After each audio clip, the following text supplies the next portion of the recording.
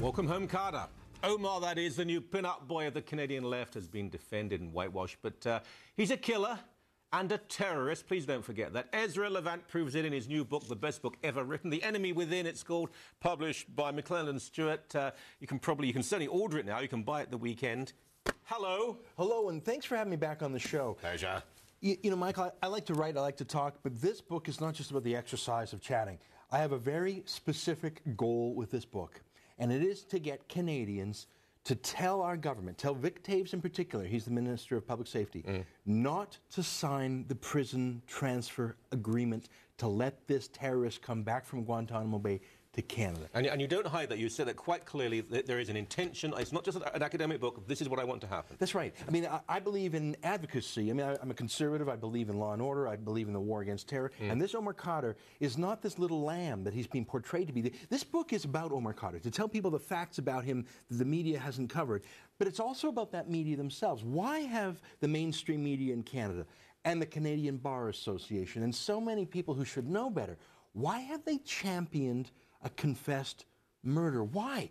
And my theory is because Omar Khadr isn't just a murderer and a terrorist, but he was a way to discredit our national security institutions, CSIS, our soldiers, George Bush, the war on terror. He was a weapon that the media used to attack everything they don't like about the West. That's why they turned a blind eye to his own barbarism and tried to make him out to be this little harmless boy. Can I give you a very brief anecdote? I wrote a column a while back about this young man, that he was a terrorist and his family were even worse and so on. And I received a rather abusive email. Yeah. And I looked at the email and it was written CBC. Huh. And it was a CBC producer on public time, a public email, to attack me on a personal level. I then wrote a column about that, of course. But you're quite right. This obsession, there are all sorts of people to be sympathetic towards. Him? Yeah. Judy Rebick, one of my favorite lefties to criticize, she's a feminist, leftist, Jewish woman. She compared Omar Khadr to Nelson Mandela. Well, she's an idiot. But, a feminist Jewish woman would be killed in a second under Sharia law in Afghanistan, the world that Omar Khadr wants to bring. So deeply insulting to Nelson Mandela. Yeah, well, and absolutely. And the Canadian Bar Association had put out more than 260 press releases or other statements about Omar Khadr, more than every other human rights case combined. But the funny thing is, they didn't start putting out these demands for him to be repatriated until 2006. So Omar Khadr was captured in the battlefield in 2002 after he murdered a U.S. Army medic named Christopher Spears. A medic. He's an Army medic. He was there to help people, friends and enemies. Yeah, I mean, exactly. And I mean, there was this fort in Afghanistan, and there was sort of shooting back and forth. The U.S. said, everyone who wants to get out of the fort, go. Any women, any children, we will not shoot you. You can leave now. And most of the people said, yeah, I don't want to be blown to smithereens. I'm going to go. Not Omar Khadr. He stockpiled his ammunition, and he waited, and he managed to survive the pounding. And so when these U.S. medics came in to see, was anyone wounded? Boom, threw a grenade, killed Spear, blinded another guy named Morrow. And he was lying on his back because, obviously after that they flattened him. What was the very first word he said to these U.S. troops? F you! Kill me now so I can go and get my 72 virgins. This was an ideological thing. He was so excited that he murdered an American. Now he wanted to get to heaven. Well, what did they do? Did they take out a gun and shoot him like a mangy dog? The opposite. They gave him emergency medical care. They flew in an ophthalmologist from Kuwait to save his eye. He blinded Lance Morrow. They saved his eye. They gave him the best medical treatment. And throughout his tenure in prison, when he would get into fights with guards, he would say, when I'm feeling down, I just think about what it was like to murder an American, and it lifts my spirits. Now, the liberal media and the Bar Association didn't care about this guy from 2002 when he was captured to 2006. But they started to talk about him in 2006. Seriously, not one press release by the Bar Association. What happened in 2006? Well, we went from the Liberal government to the Conservative government. And so, again, a political weapon. When Jean Chrétien or Paul Martin was keeping him in Guantanamo Bay, hey, Liberals don't care. But when this was a weapon to defame Stephen Harper, that's when Omar Khadr became politically valuable. Now, people should realize, and I'm sure they do, that the killing of a medic is very specific. People are always told, in the Second World War, this was the case, if you killed the medic, it's like killing 3 of the other soldiers, because the medic saves the lives of the other soldiers. It was targeted, he killed him, when he does go to his heaven, he might be shocked to find it's not 72 virgins, but one 72-year-old virgin. But that's another issue.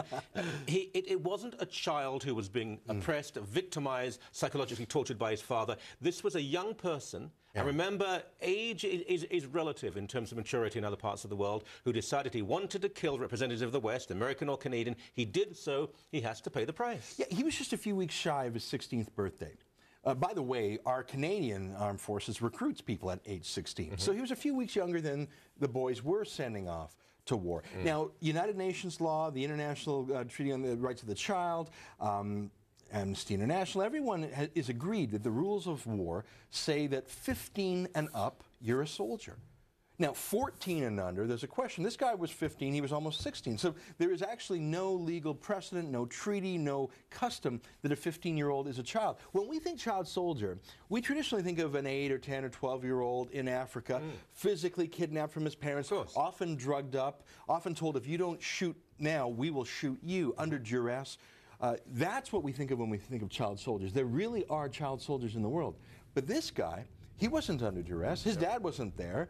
He was invited to leave. He didn't. That's important. So his father wasn't even there. No. He was there.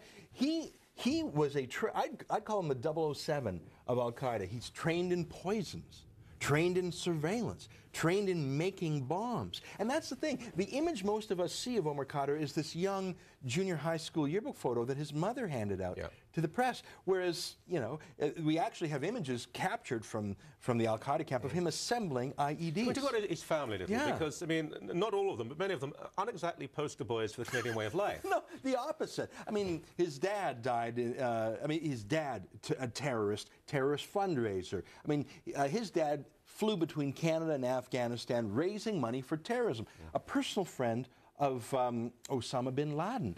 And to this day, and his mother and his brother, I mean, this is Canada's first family of Al Qaeda. They say that they are an Al Qaeda family. They do not deny this.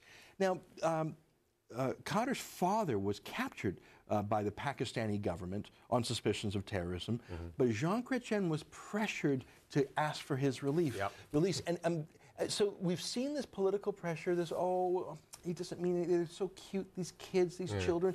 That's what's happening here again, Michael. We've got to be on guard. I talked at length to the prosecution psychiatrist who spent 2 days with Omar Khadr. And this psychiatrist told me that Khadr treats the media as an Al Qaeda asset on the chessboard. And he plays the media as a weapon. And the CBC, the Toronto Star, and other liberal apologists are tools of Al Qaeda, whether they know it or not. We have to have you back. Extraordinary stuff. The Enemy Within, Terror Lies, and the Whitewashing of Omar Khadr, McClendon Stewart. Is it in the stores now? It should be in the stores right now. And certainly by the weekend, pick up many copies. Thank you, my friend. Thanks. Cheers.